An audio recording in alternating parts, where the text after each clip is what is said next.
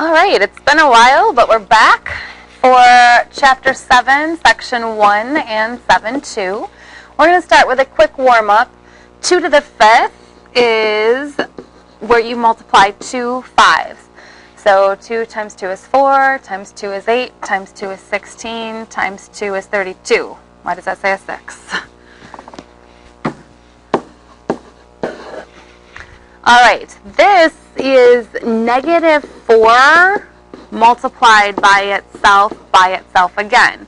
So negative 4 times negative 4 is positive 16, times negative 4 is negative 64. This next one, it should read like that. I'm not sure how it got scrunchled. But what this means is the negative is out front and then 2 is squared. So the answer is actually negative 4. The negative is not squared. If the negative was to be squared, it would look like that, and then that would yield positive 4.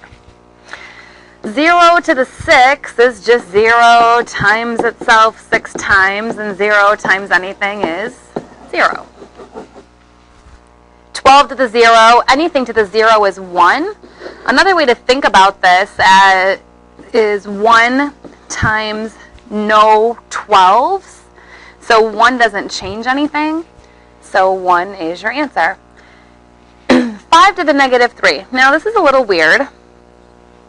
If you think about a table, 5 to the 0 is 1. 5 to the 1 is 5. 5 to the 2 is 25. 5 to the 3 is 125. Now if you go backwards, going forward, you're multiplying by 5.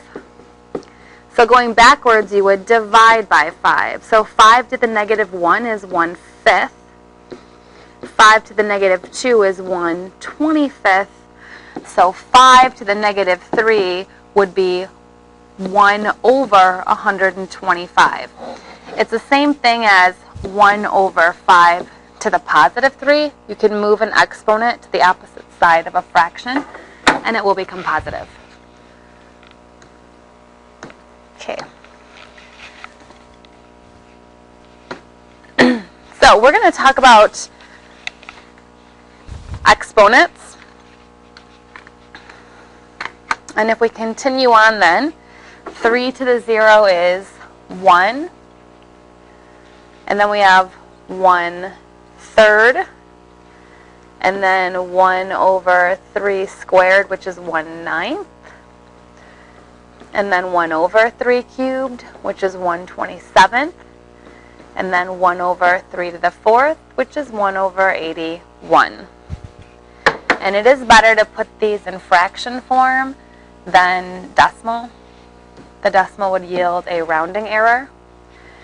So anything to the 0 power is 1. No matter what it is. Basically it means there's none of them, but we can do 1 times and nothing changes. And that's how we're getting that 1. And then the rule for negative exponents is basically you can move it to the opposite side of the fraction and it becomes positive. So 5 to the negative 3 is 1 over 5 cubed, which is 1 over 125. That's the one we did on the first page. Negative 8 to the negative 2 is 1 over negative 8 to the positive 2. The negative in front of the 8 doesn't change. It's the exponent that's changing when you move it. So this would be 1 over 64. And 2 to the negative 5th would be 1 over 2 to the positive 5th. And remember, 2 to the 5th is 32, not 36.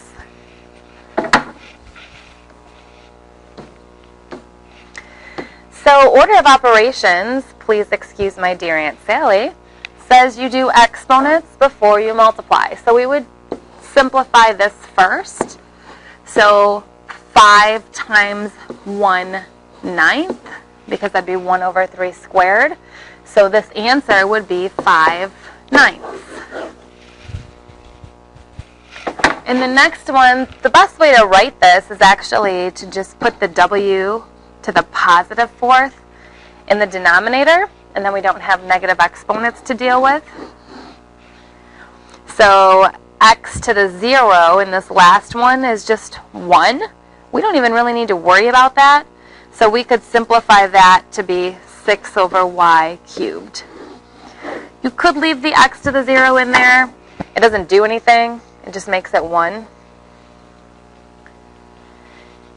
So when the negative exponent's in the denominator, we can move the whole thing up and it becomes positive.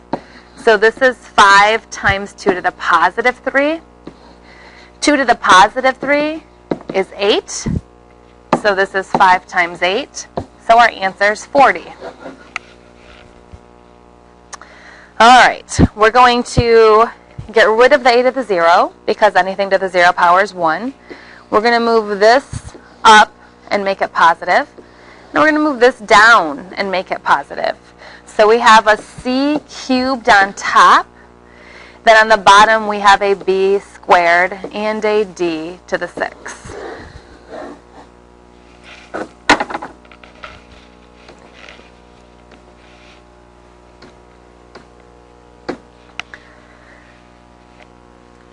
So if we start right here with 10 to the 0, we know we have 1.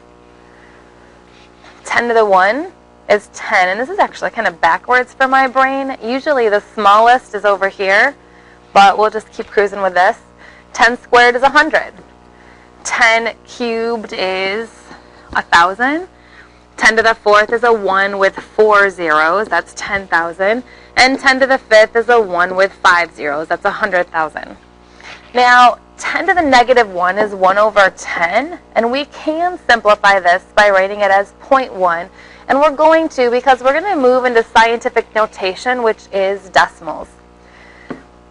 So the next 10 to the negative 2 is 1 over 100, which is 0.01. 10 to the negative 3 is 1 over 1,000, which is 0.001. And 10 to the negative 4 is 1 over 10,000, which is 0.0001. So basically, when you have this negative 4, you are moving the decimal 4 back. So if you have 1, you take this decimal and you move it 4 back. So that's how we get 0, 0, 0, 1. We can also divide that out to get it. So exponential notation is like 10 to what power? So this is our exponential notation. And this is our actual answer. So if we're going to do a power of 10, that's a base of 10. So this would be 10 to the, how many zeros are there? 10, because there's 10 zeros. And this time we have moved it 1, 2, 3, 4, 5, 6, 7 spaces back. So this is 10 to the negative 7. And this time we have 6 zeros, so 10 to the 6. And you can always test these in a calculator if you're feeling confused. So scientific notation is a number between 1 and 9.999. So this is actually not even proper scientific notation. None of these are. We'll go ahead and multiply these out, but I just want to make sure you understand this is not proper scientific notation. So if we're doing 10 to the 9th, we're going to move this. I'm going to write 23.89. We're going to move this 1, 2, 3, 4, 5, 6, 7, 8, 9. 10 to the 9th is a big number, so we're going to be getting an even bigger number. 4, 5, 6, 7 zeros. So our 8, 9 counts for 2 of our spaces, and then we have 7 zeros. So 23 billion, 89 million would be our answer. So proper scientific notation would actually be making that a 2.389. And if we did that, we would have to multiply it by 10 to the 10th to get that same answer, because that 9 means we move it 9 spaces. So if we put it here, we'd have to move it another space. So this is proper scientific notation, how this should be written. And then, this is all shrunk again. This should be 10 to the 5th like that. So we're going to take this decimal and move it 5 spaces to the right to the bigger, because we're multiplying by this number. So we're going to get a bigger answer. So this is going to be 450. We don't really need these first two. If I put 0, 0 here, that doesn't make a ton of sense. So you're going to want to get rid of that piece of it. So 450 is your answer.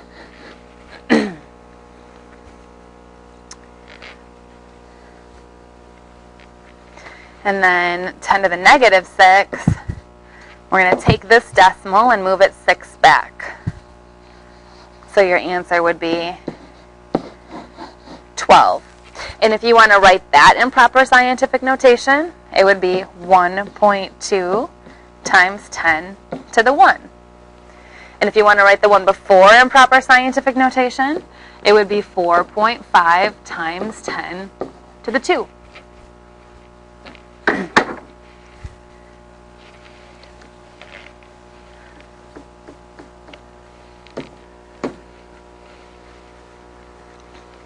All right, so this explains that it has to be a number between 1 and 9.9. So the first one will not work. It would have to be right there. The second one will. This one will not. It would have to be right there. This one will. And this one will work. So those would work to be the coefficient of scientific notation. So if we want to convert these into proper scientific notation, we would have to move this back 3. So it would be 4.673534 times 10 to the 3rd. So the number I wrote in the bottom is in proper scientific notation. The number above it is called standard form, the answer. So this decimal would have to be moved 4 over. So your proper scientific notation is 5.63 times 10 to the negative 4. This would have to be moved 1 back. So 3.4981 times 10 to the 1. That would give us the black stuff above. Okay, we've moved 8 spaces. 3 times 10 to the negative 8. If you put that blue stuff in a calculator, you will get the answer above. And this you're going to be moving 2 back. So 10 to the 2. So when you're multiplying by a positive exponent, you're getting a bigger answer. When you're multiplying by a negative exponent, you are getting a smaller answer.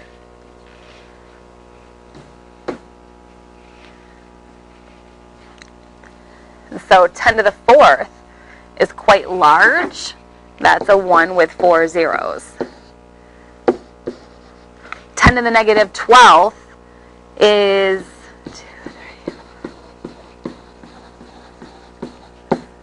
11 zeros and then a 1. That accounts for 12 spaces. So that's a very small number. If you multiply something by 10 to the negative 12th, you're going to get a very small answer.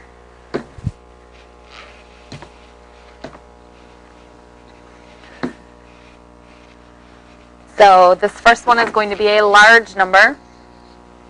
It's going to be 1, 2, 3, 4, 5, 6, 7, 8, 9. 5 billion. This is going to be a super small number. We probably don't have to go move this back 18 spaces and write that. This is going to be even smaller, because we're moving back 23 spaces.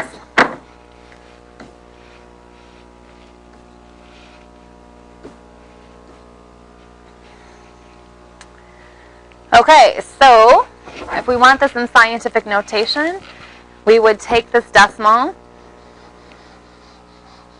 and move it 7 spaces back. So 5.8 times 10 to the 7th. We're multiplying by 10 to the 7th because we have a bigger number initially.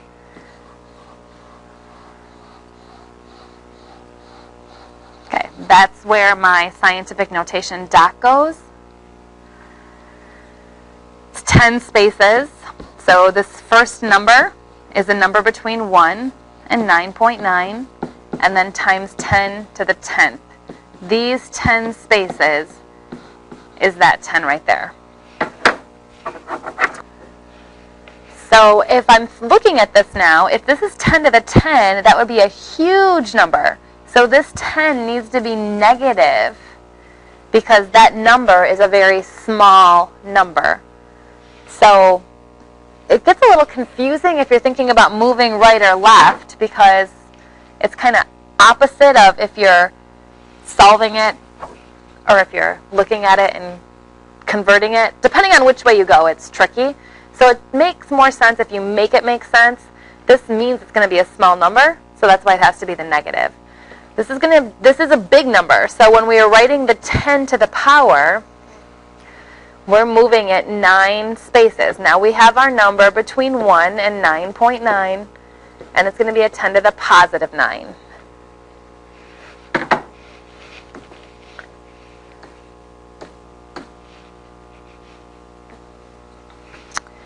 So now we're going to write these in standard form.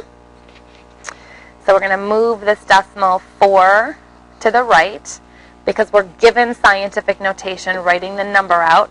This is going to be a bigger number because we're multiplying by a big number. So 56,000. This we're multiplying by a big number. We're going to get a bigger number. So that's 4, 5, 6, 7, 8, 9, 10, 11, 12. So we've got 8 zeros there. So 3, 4, 4, 3, 4.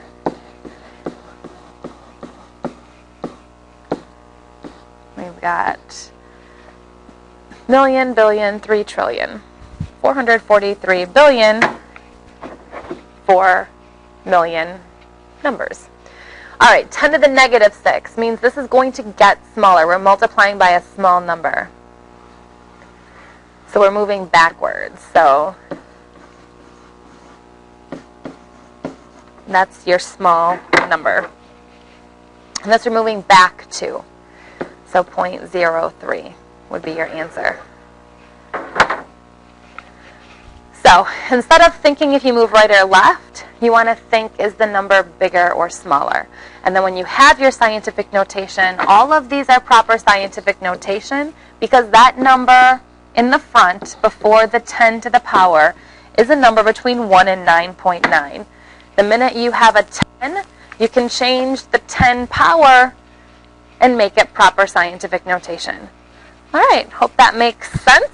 I will see you all tomorrow.